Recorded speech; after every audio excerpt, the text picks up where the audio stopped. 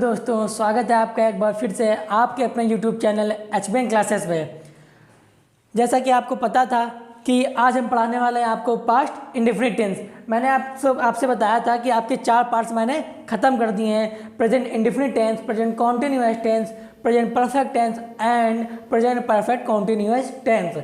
ये डेली के वीडियो जो है मेरे जो 4 टेंस है आपके, ये डेली मेरे अपलोड हो रहे हैं। तो मैंने आपसे पहले भी कहा था, जैसा कि मैंने प्रॉमिस किया है कि मैं डे बाय डे अपनी क्लास रेगुलरिटी यूट्यूब पर लाने वाला हूँ, तो उस प्रॉमिस को मैं बहुत ही अच्छे बखूबी तरीके से निभा रहा हूँ। लेकिन आपके द्वारा किया गया प्रॉमिस हमें समझ में नहीं आ रहा है। यदि मैंने आपसे कहा था कि आपको सेशन अच्छा लगता है, क्लास अच्छी लगती है, तो आप सेशन को लाइक करिए। चलिए फटाफट सेशन को शुरू करने से पहले जल्दी से आप एक बार शेयर कर दीजिए, लाइक कर दीजिए और बेल आइकन दबा दीजिए, जिससे हमारी आने वाली नेक्स्ट वीडियो आपके स्क्रीन पर शो हो जाए। चलिए आज हम बात करने वाले हैं पास्ट इंडेफिनिट टेंस की।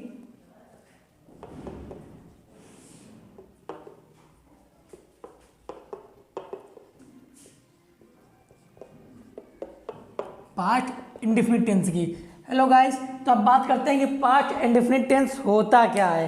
तो सबसे पहले आते हैं इसकी पहचान के बारे में कि कैसे पहचानते हैं, हाउ टू फाइंड, कैसे पहचान करते हैं कि ये पास्ट इंडेफिनिट टेंस है। जैसे कि आपने अभी पहले के टेंसों में पहचान पढ़ा होगा, तो इस टेंस के जो वाक्य होते हैं इनकी पहचान होती है जिन हिंदी वाक्यों के अंत में ता था, ती थी, ते थे या बड़ा या बड़ी ऐसे शब्द आते हैं वाक्यों के अंत में, शब्दों के अंत में, तो इनसे हमारी पहचान होती है कि कौन सा वाक्य, कौन सा टेंस है, पास्ट इंडेफिनिट।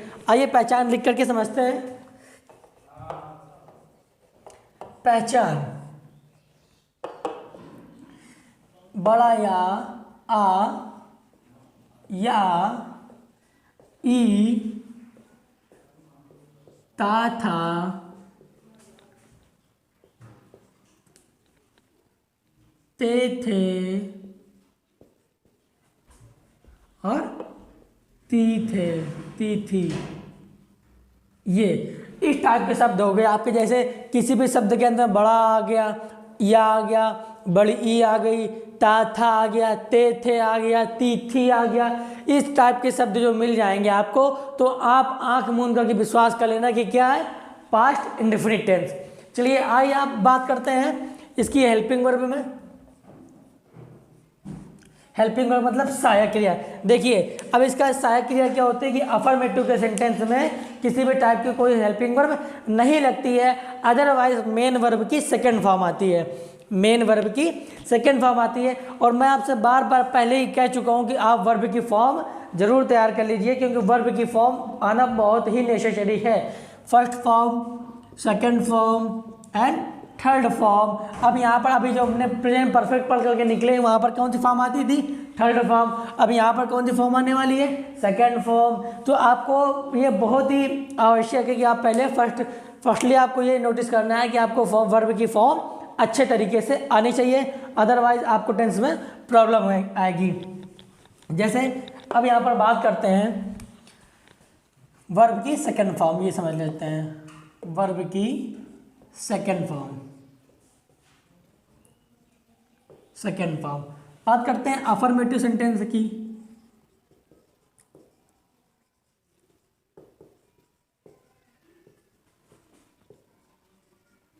अफर्मेटिव सेंटेंस की। अफर्मेटिव सेंटेंस में रूल नंबर फर्स्ट के बारे में जानते हैं।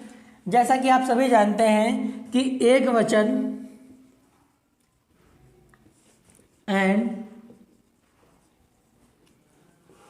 बहुवचनकर्ता दोनों के साथ, एक वचनकर्ता तथा बहुवचनकर्ता दोनों के साथ मेन वर्ब की सेकंड फॉर्म का प्रयोग करते हैं।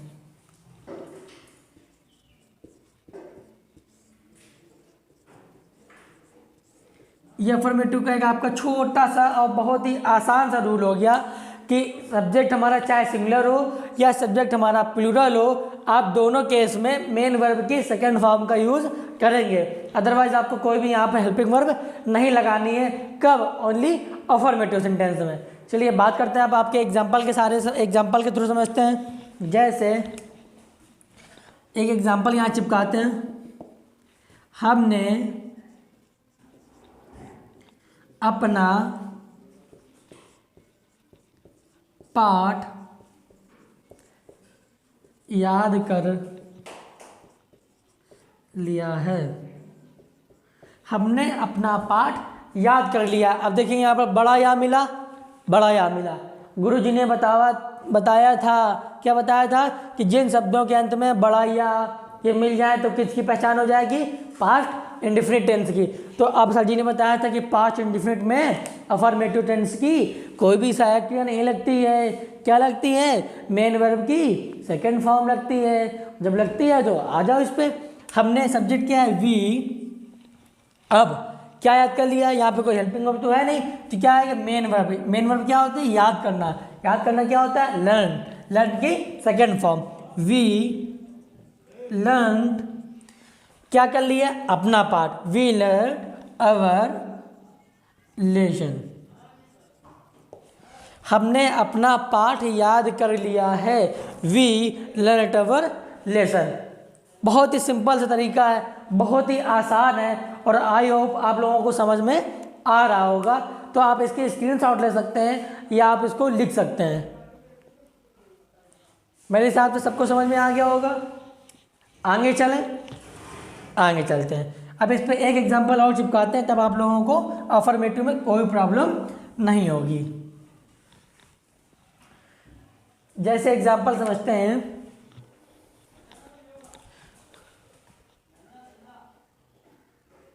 उसने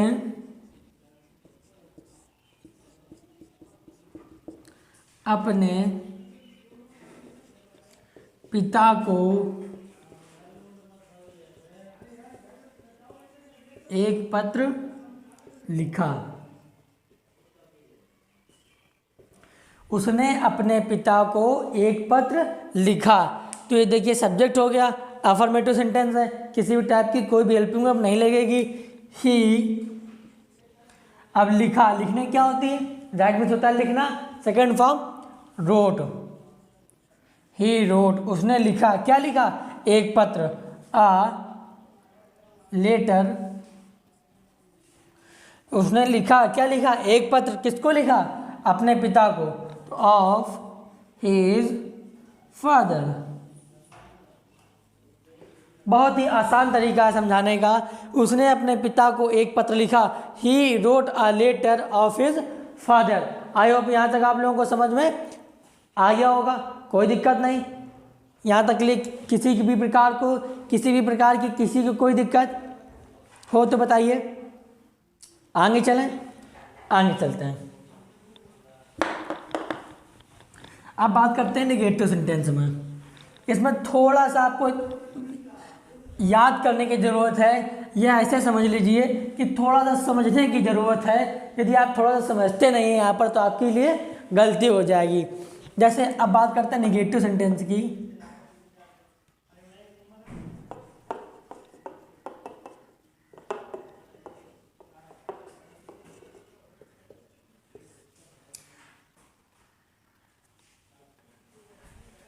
नेगेटिव सेंटेंस की बात करते हैं, तब नेगेटिव सेंटेंस में इसके साथ में एक हेल्पिंग वर्ब आती है जिसे डिड बोलते हैं। इसके साथ में क्या आती है, हेल्पिंग वर्ब आती है, डिड।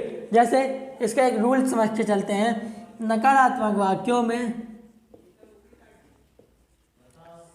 ये मैंने डिड आपको हेल्पिंग वर्ब इसलिए नहीं बताई थी कि अगर मैं यहाँ पर अफर्मेटिव में आपको हेल्पिंग वर्ब डिड बता देता तो आपके मन में डाउट आ जाता कि सर हेल्पिंग वर्ब बता रहे हैं डिड और सर ने तो हेल्पिंग वर्ब लगाई नहीं। इस वजह से मैंने यहाँ पर इसको छिपा करके रखा था। नकारात्मक वाक्यों में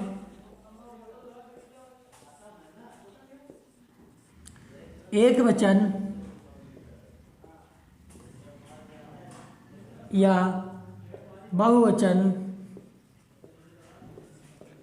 दोनों कर्ता के साथ नकारात्मक वाक्यों में एक वचन तथा बहुवचन दोनों कर्ता के साथ डिड नॉट तथा वर्ब की फर्स्ट फॉर्म का प्रयोग करते हैं। लो खेल खेल गया तुम्हारे साथ। खेल खेल गया। कैसा खेल खेल गया? कि अभी तक क्या करवा रहा था? अभी तक अफर्मेटिव में वर्ब की सेकेंड फॉर्म का यूज हो रहा था। अब क्या यूज हो रहा है? वर्ब की फर्स्ट फॉर्म का। कब? नेगेटिव सेंटेंस में। ये बहुत ही अच्छे तरीके से समझने की ज़रूरत है कि नेगेटिव और इंट्रोगेटिव सेंटेंस में आपके वर्ब की फर्स्ट फॉर्म का यूज़ होगा और हेल्पिंग वर्ब डिड का यूज़ होगा। ओनली अफर्मेटिव के केस में आपको वर्ब की सेकेंड फॉर्म का यूज करना है और डिड का यूज नहीं करना है। चलिए इसका एग्जाम्पल एक समझते हैं, तब आपको समझ में आएगा। एग्जाम्पल जैसे समझते हैं,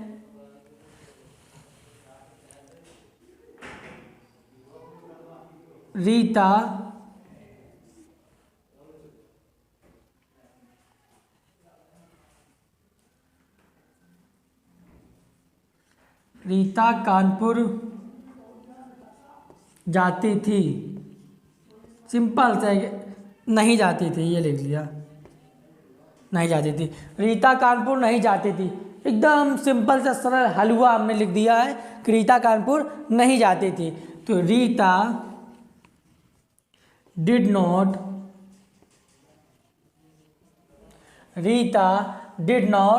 अब यहाँ पर क्या आएगा? First form go to Kanpur. I hope ये समझ में आया होगा आप लोगों को। बहुत ही आसान और अच्छे तरीके से समझ में आया होगा। कोई दिक्कत नहीं आता किसी भी प्रकार की।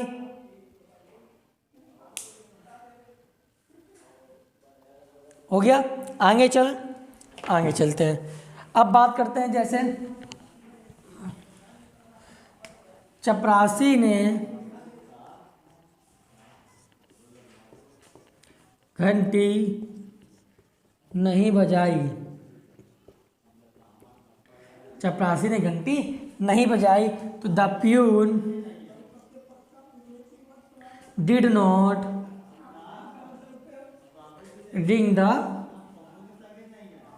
बेल। बहुत ही आसान है कि जब निगेटिव सेंटेंस होगा तब वर्ब की फर्स्ट फॉर्म का प्रयोग करेंगे और हेल्पिंग वर्ब डिड लगाएंगे।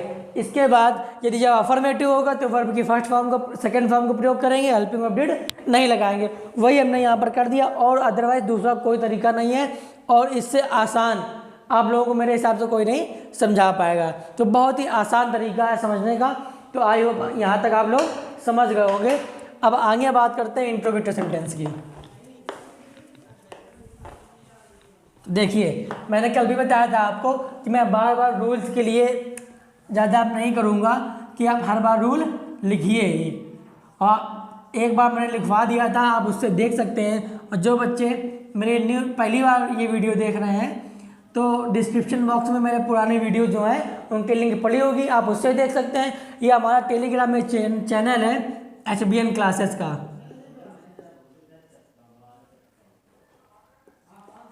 HBN क्लासेस, ये टेलीग्राम में मेरा एक चैनल है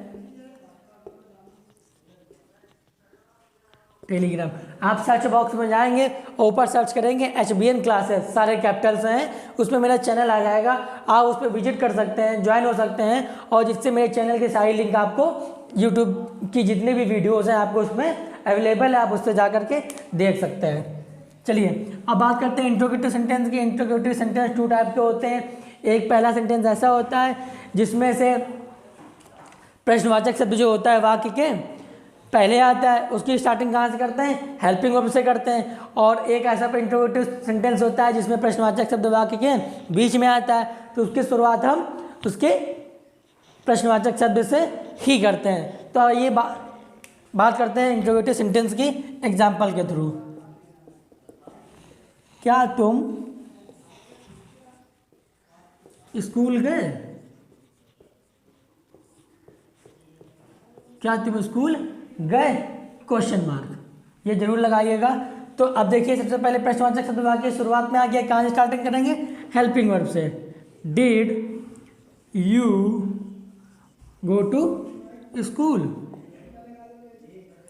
यदि यहीं पर निगेटिव सेंटेंस होता क्या तुम स्कूल नहीं गए, तो क्या हो जाता? Did you not go to school. यहाँ तक किसी को किसी भी प्रकार की कोई भी दिक्कत हो तो बताइए। और आप लोगों के कमेंट जो है बहुत ही कम आ रहा है। मैं आपसे बार बार कहता हूँ कि यदि आपको किसी भी प्रकार की कोई भी दिक्कत हो, कोई भी डाउट हो, तो आप कमेंट के थ्रू हमें बता सकते हैं, आप अपनी बात हम तक पहुँचा सकते हैं, जिससे हम आपकी प्रॉब्लम को सॉल्व कर सकें। तो आई होप यहाँ तक आप लोगों को समझ में आ गया होगा। कोई दिक्कत, किसी भी प्रकार की कोई दिक्कत? चलिए आगे चलते हैं।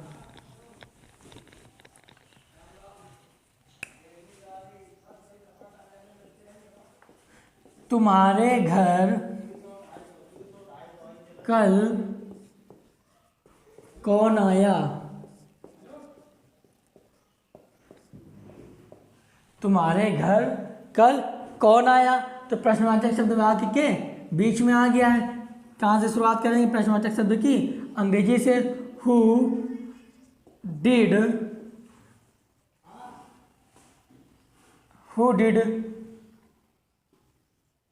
Your house, who did your house come yesterday?